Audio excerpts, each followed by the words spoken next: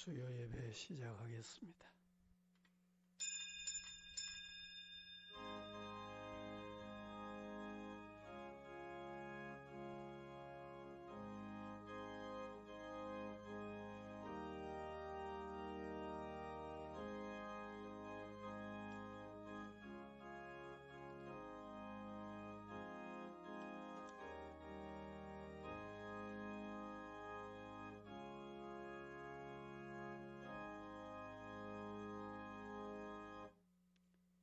내가 주의 법도들을 작은 소리로 읊조리며 주의 길들에 주의하며 주의 율법들을 즐거워하며 주의 말씀을 잊지 아니하였나이다.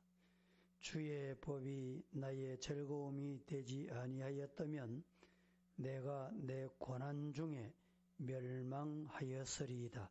거룩하신 아버지여, 때마다 말씀을 주시고 찾아오시고 함께 하시는 은혜로 주일 이후 지나다가 오늘 3일 밤 기도회로 경배합니다. 우리 예배 가운데 함께 하시기를 예수님의 이름으로 기원하옵나이다. 아멘. 520장입니다.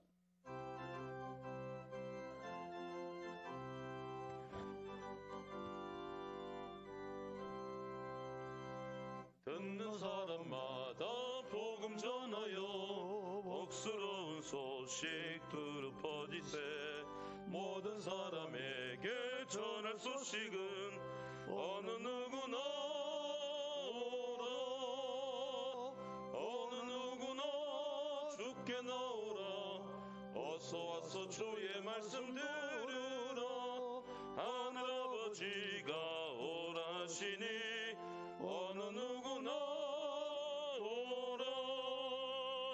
오는 사람들은 지체 말고서 문 열었을 때에 들어오시오. 생명길은 오직 구주 예수니 어느 누구나 오라. 어느 누구나 주께 나오라. 어서 와서 주의 말씀 들으라. 하늘아버지가 오라 하시니 어느 누구나 오라.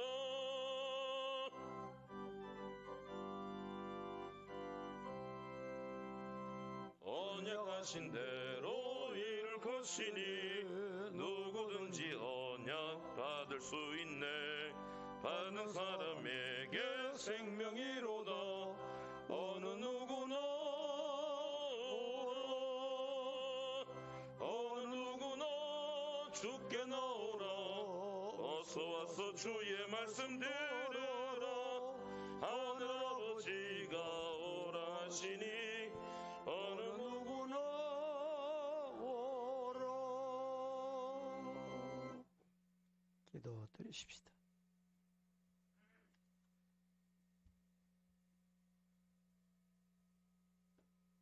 사랑하시는 하나님, 주님 은혜로 평안을 누리게 하심을 감사드립니다. 코로나19 가운데도 연초록과 꽃들로 덮인 자연을 우리에게 주시니 감사합니다. 오늘 우리를 예배자로 불러주시는 하나님을 찬양합니다. 이 시간 우리의 교만과 죄된 것들 십자가 보혈로 씻어 주옵소서. 거룩한 예배자로 받아주시옵소서. 말씀을 전하시는 김진호 목사님, 성령 충만한 말씀으로 우리 마음의 구원의 감격과 기쁨이 회복되게 하시어 주님 잘 섬기게 하옵소서. 담임 목사님, 말씀의 권능을 주시니 감사합니다. 행복한 사명자 되게 하시고 사모님과 자녀들에게 형통회복을 주시옵소서. 부교육자님들 맡은 일 순종함으로 감당케 하시고 목회 길이 크게 열리게 하옵소서. 주일학교를 붙들어 주옵소서. 온 성도가 전도자 되게 하시고 한국교회 주일학교에 부흥의 미래가 있게 하옵소서. 농어촌 교회들이 부흥할 수 있는 대안을 주시옵소서. 아버지, 교회 건축 주여 우리의 허물과 죄를 용서하여 주시고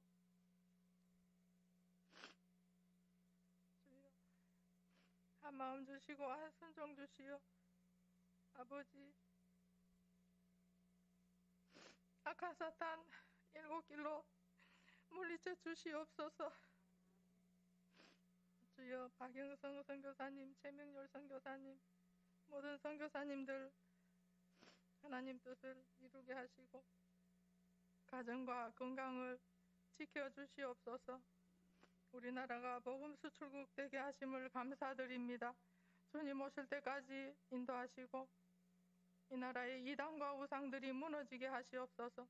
하나님 오늘도 이 예배 가운데 악한 사탄 공기 한 점도 흐리지 못하게 하시며 우리는 깨어 말씀 잘 듣게 하시옵소서. 예수님 이름으로 기도드립니다. 아멘. 아멘.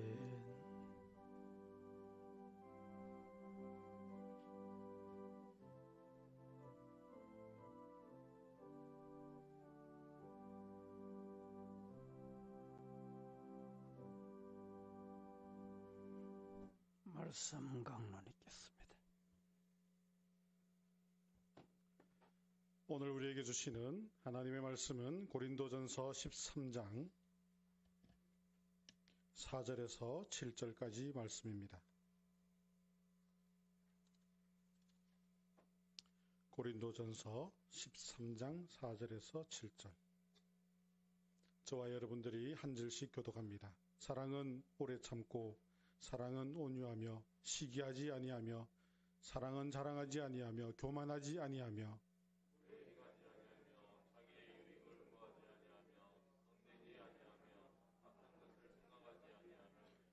불의를 기뻐하지 아니하며 진리와 함께 기뻐하고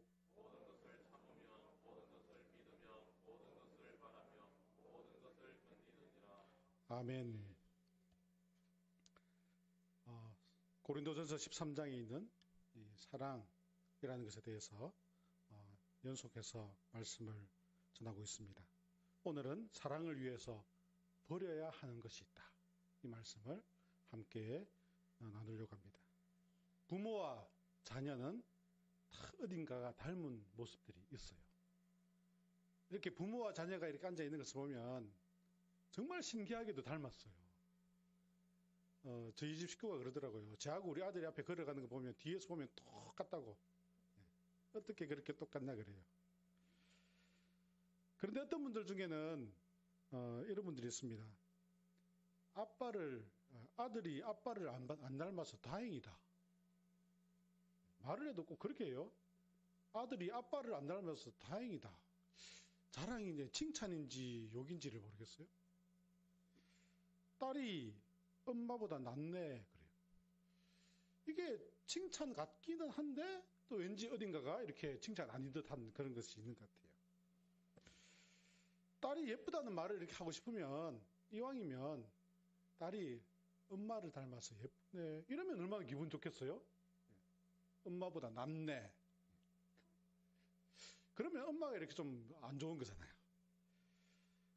말하는 것을 보면 사람들이 이렇게 말을 하는 것을 보면 그 사람의 인격을 알 수 있는 것 같습니다. 사람들 중에는 항상 웃으면서 상대방에 대해서 좋게 말해주는 사람들이 있는가 하면요. 말만 하면 비판하는 그러한 사람들이 있습니다. 항상 이렇게 만나면 잘 웃으면서 맞이해주면서 반가웁게 맞이해주면서 다른 사람들에게 늘 칭찬하는 그런 사람. 우리가 그런 사람 가까이 해야 돼요. 반대로 항상 이렇게 보면 어딘가가 어둡고 말만 하면 불평하고 불만하고 누가 어떻다라 이렇게 비판하는 사람이 있으면 가능하면 멀리 해야 돼요. 왜냐하면 어딘가에서는 또 나에 대해서 비판을 하고 있을지 모릅니다. 제가 왜 이런 말로 이제 설교를 시작하느냐 하면요. 신앙생활을 잘하고 신앙적인 삶을 살아가면요. 그 인격도 성숙해지게 되어 있습니다.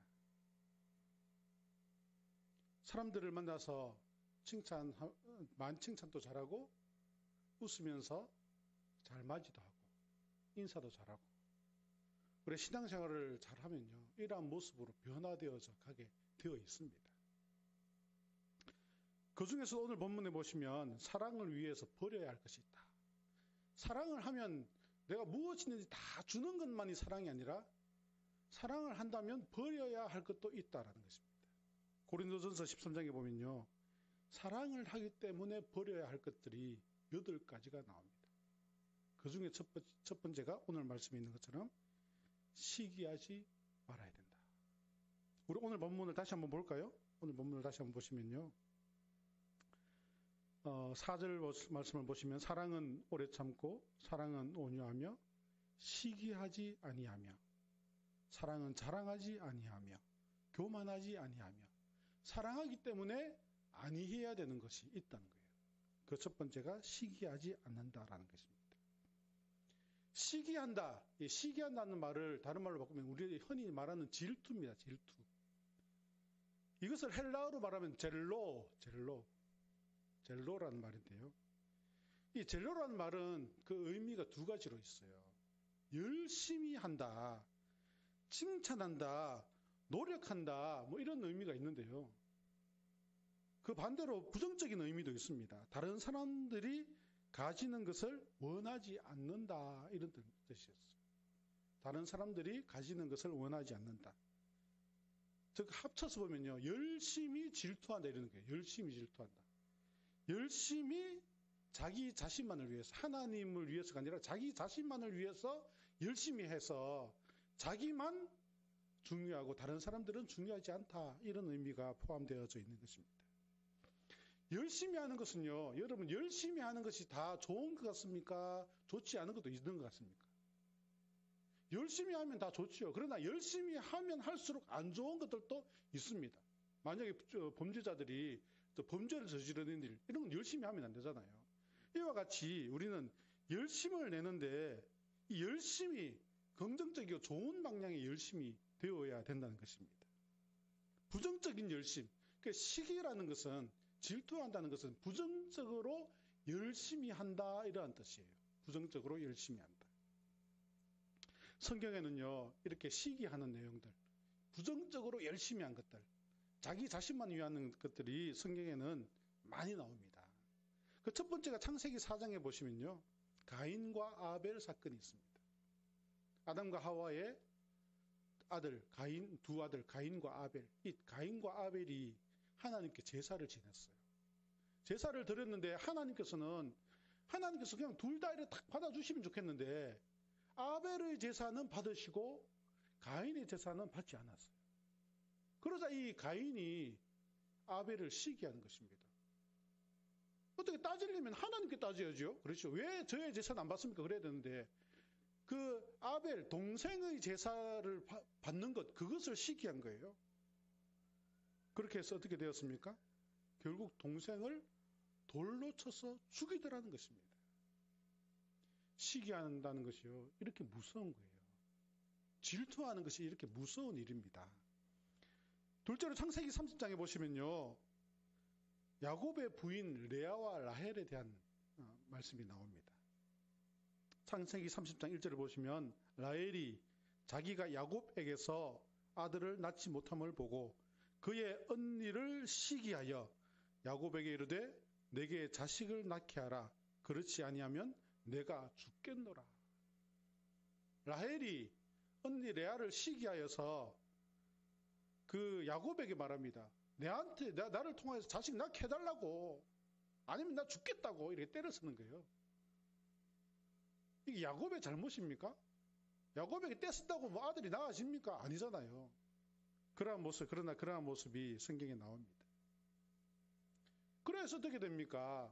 그래서 결국은 야곱은 본의 아니게 부인이 4명이 됩니다. 원래 야곱은 라헬만을 사랑했었어요. 라헬과 결혼하고 싶었어요.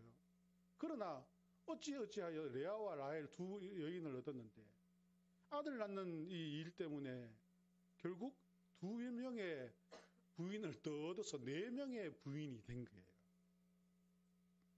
게다가 레아와 라헬은 친자매이기까지 하는 것입니다.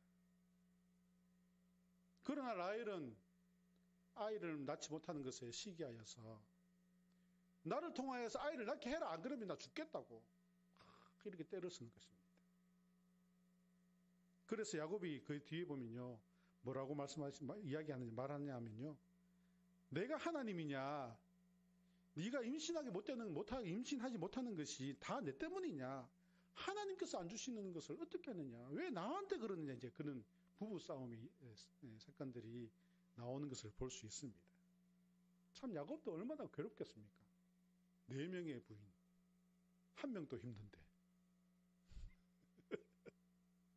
예, 아시는 분은 다 웃어요. 결국 이 라헬의 시기로 4명의 부인을 얻게 되고 4명의 부인으로부터 아들만 12를 낳습니다. 비정상적인 가정이 만들어지게 된 거죠. 이것으로 끝이 아닙니다. 그 12명의 배가 다른 12명의 아들들이 서로 시기하는 거예요. 야곱은 라헬이 낳은 요셉을 가장 사랑했던 것입니다. 그 형들이 그 요셉을 시기합니다. 결국 어떻게 됩니까? 그 동생인데 비록 배다른 동생이긴 하지만은 그래도 동생인데 우리 아버지의 아들인데 애굽에 이방 나라에 노예로 팔아버리잖아요. 어떻게 이런 일이 일어날 수 있냔 말이죠. 시기하여서, 질투하여서. 시기하는 마음이 이렇게 무서운 거예요. 질투하는 것이 이렇게 무서운 것입니다.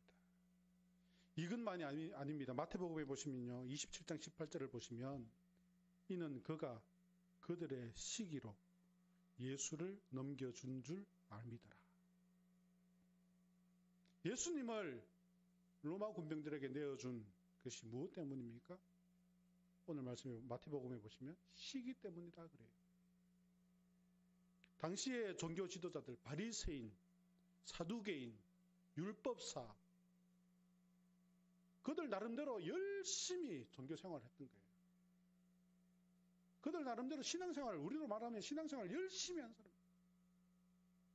새벽 기도 다 나오고, 주일 예배 안 빠지고, 수요 예배 다 나오고, 11조 다 하고, 직분 받고, 교회 일이라면 나서서 모든 거 다 하고, 그런 분들이었지만, 사람들이었지만은, 결국 예수님을 시기한 것입니다.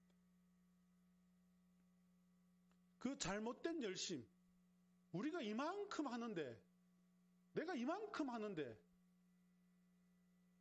그 잘못된 열심 때문에 결국 하나님의 아들을 알아보지 못했던 것입니다. 시기하는 마음 때문에 하나님의 아들을 알지 못했던 거예요. 구원자로 오신 예수 그리스도를 알지 못하게 되었던 것입니다. 시기는 진리의 눈을 가리게 됩니다. 욥기 5장 2절에 보시면 분노가 미련한 자를 죽이고 시기가 어리석은 자를 멸하느니라. 잠언 14장 30절에 보시면 평온한 마음이 육신의 생명이나 시기는 뼈를 썩게 하느니라 라고 말씀하고 있습니다. 로마서 1장 28절 32절에 보시면 하나님의 진노가 나타날 사람에게 시기하는 자다 이렇게 말씀하고 있습니다.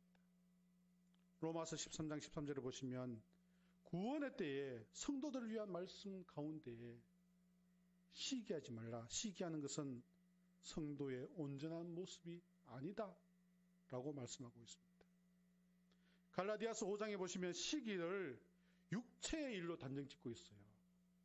그래서 시기하는 것을 무엇이라 그러냐면요, 음행과 우상숭배와 원수 맺는 것과 술 취하는 것과 같은 것으로, 음행, 우상숭배, 술 취하는 것과 같은 것으로 시기를 포함하고 있습니다. 이러한 사람은 어떻게 된다 그러냐면요, 하나님의 나라를 유업으로 받지 못한다 라고 말씀하고 있습니다. 야고보서 3장 16절에 보시면 시기와 다툼이 있는 곳에는 혼란과 모든 악한 일이 있음이라 라고 말씀하고 있습니다. 시기는 이와 같이 무서운 거예요. 그리스에서 내려오는 이야기 중에 이런 것이 있습니다. 올림픽 경기에서 이제 1등을 했어요. 1등을 하면 이제 금메달 주잖아요. 그 당시에 월계관을 씌워준 거예요. 1등한 선수에게 월계관을 씌워주고 1등 기념비를 세워준 거예요. 그런데 그 라이벌 선수, 2등한 그 라이벌 선수가 그 1등한 사람에 대한 질투가 있는 거예요. 시기가 있는 것입니다. 그래서 몰래 밤마다 그 이제 기념비에 가서는 정으로 그 기념비 기초를 쪼았던 거예요. 부셔버리라고. 밤마다 조금씩 그 기초를 쪼았어요. 결국 그 기초가 다 부셔지게 됐어요. 그래서 그 기초가 완전히 부셔지는 날 마지막 정을 팍 때리는 순간 그 기념비가 확 넘어져 갖고는 시기하는 자 그 경쟁자를 덮쳐서 결국 그가 죽게 되었다. 이러한 이야기가 있습니다. 시기하면요, 질투하면 다른 사람을 해치는 것이 아니라 결국은 자기를 해치는 거예요. 시기는 가시와 같아서 뻗치는 곳마다 손이 닿는 곳마다 남을 상하게 할 뿐만 아니라 자기도 상하게 하는 것입니다. 더 나아가서는 시기하고 질투하는 것은 사회를 해롭게 하는 것뿐만 아니라 아무에게도 유익을 주지 못하는 것입니다. 다른 사람이 잘 되고 행복해지는 것마다 배가 아프다라고 한다면 사람들이 어떻게 살아가겠습니까? 다른 사람들이 잘 될 때마다 기뻐하는 사람은 더 기뻐할 조건들이 많이 생길 수가 있습니다. 그러나 다른 사람들이 잘 될 때마다 배가 아픈 사람은 자기 스스로 잘 되지 못하게 될 수밖에 없습니다.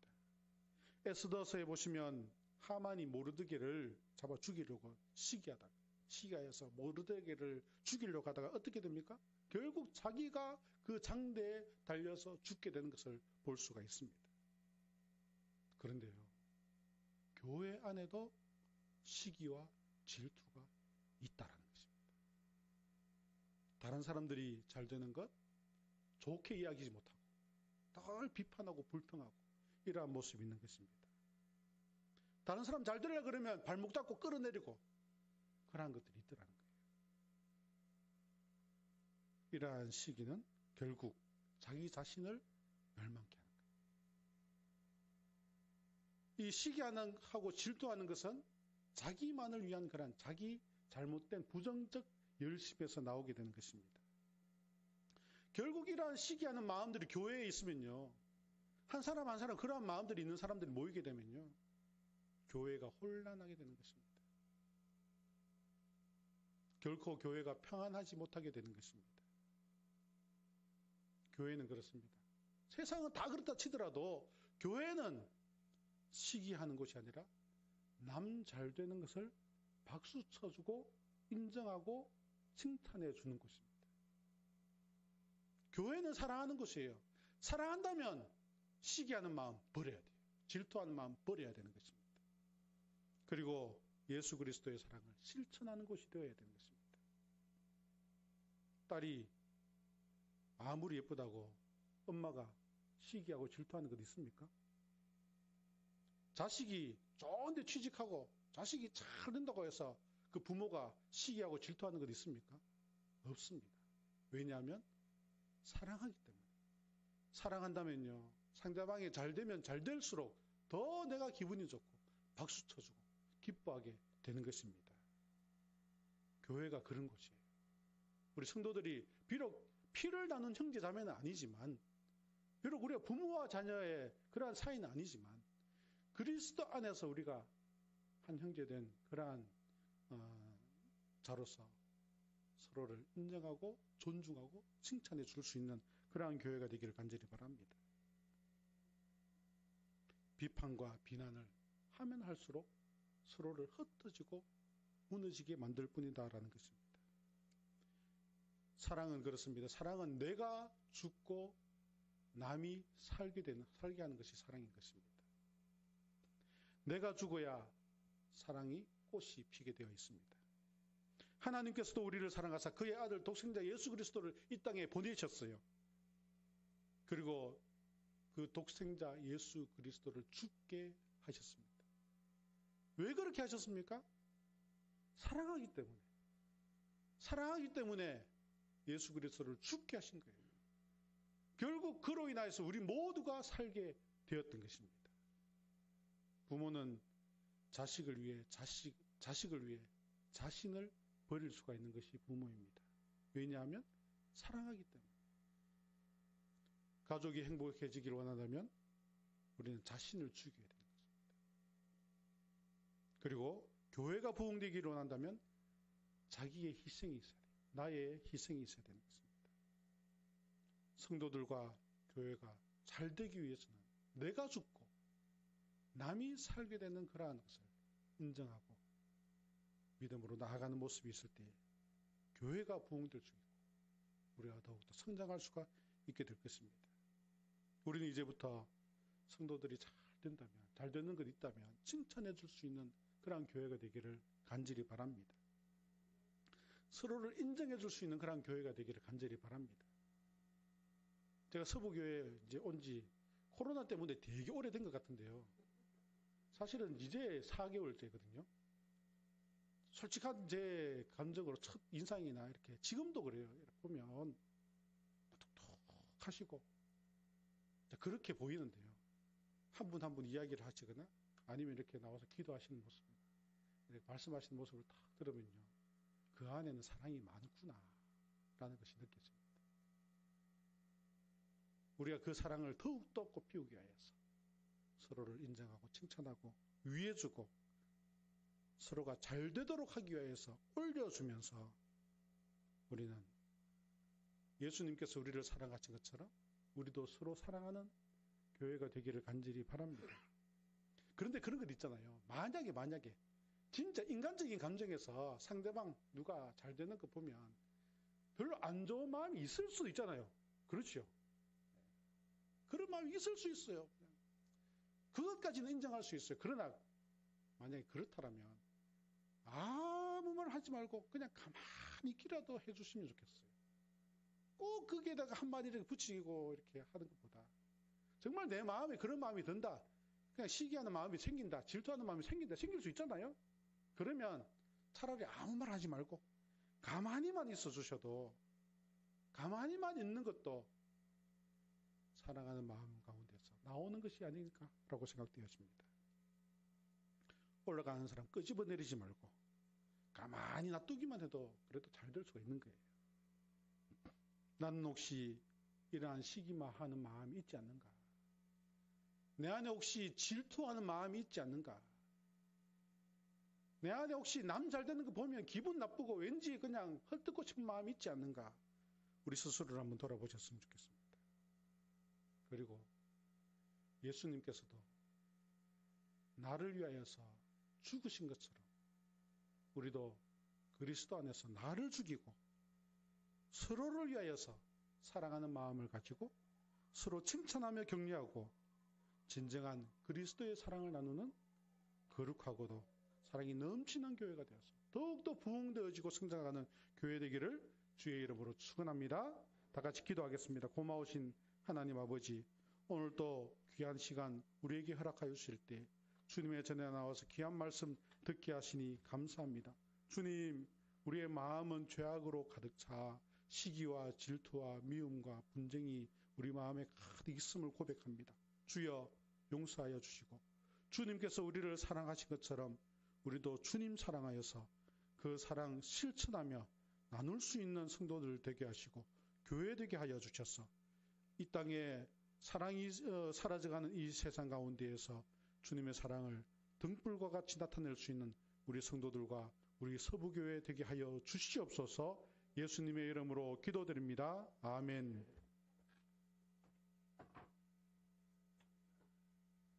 찬송 309장입니다.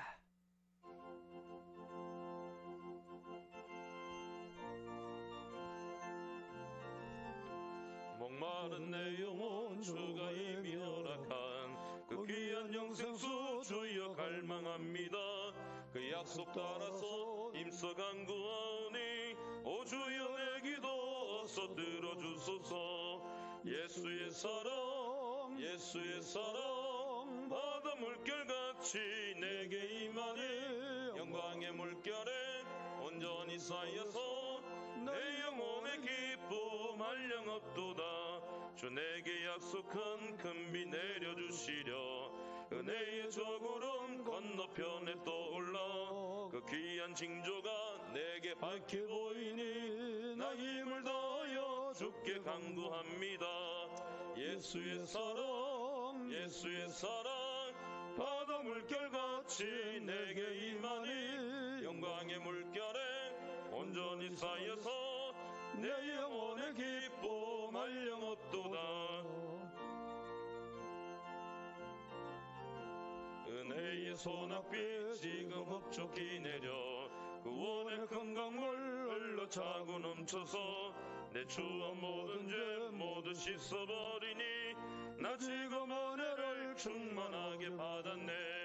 예수의 사랑 예수의 사랑 바다 물결같이 내게 임하니 영광의 물결에 온전히 쌓여서 내 영혼의 기쁨 한량없도다.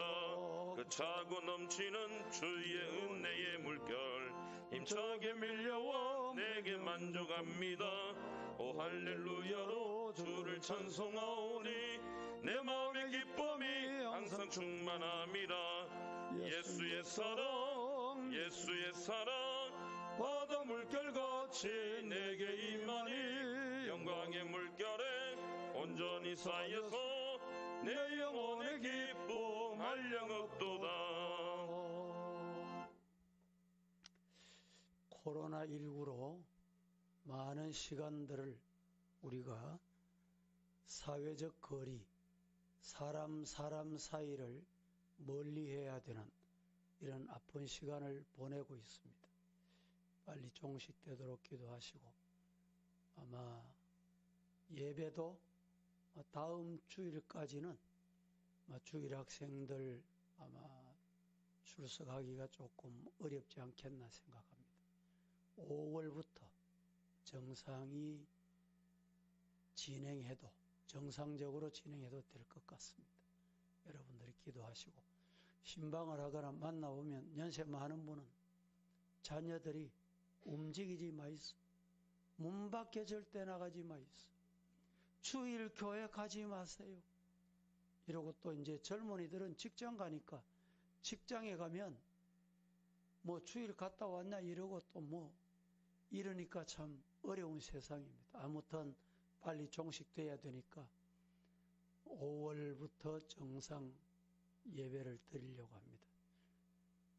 기도하시고 이제 식사하는 문제가 주일 오후 예배하려고 하면 식사하는 문제가 있는데 아마 이번 주일까지는 오후 예배를 중단을 하고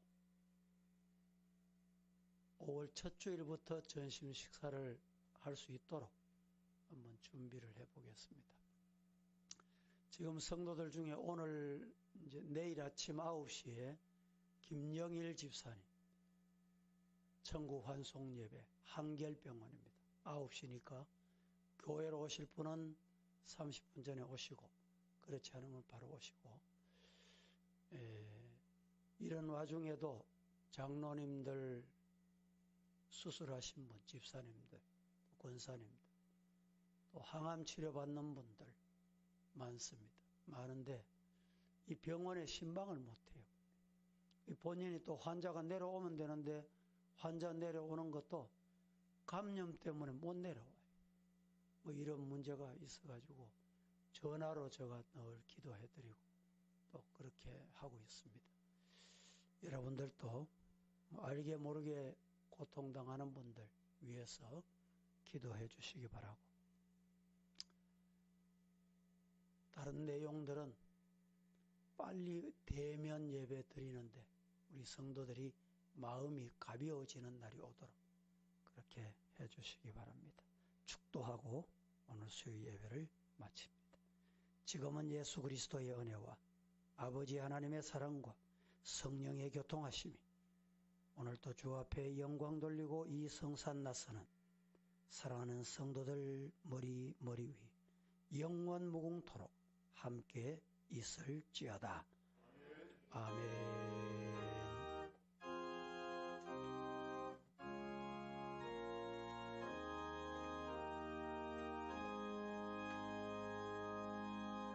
이번 다가오는 주일도 지난주와 같이 9시 예배, 11시 예배 이렇게 진행을 하겠습니다. 차질이 없으시고 많이 오시기 바랍니다.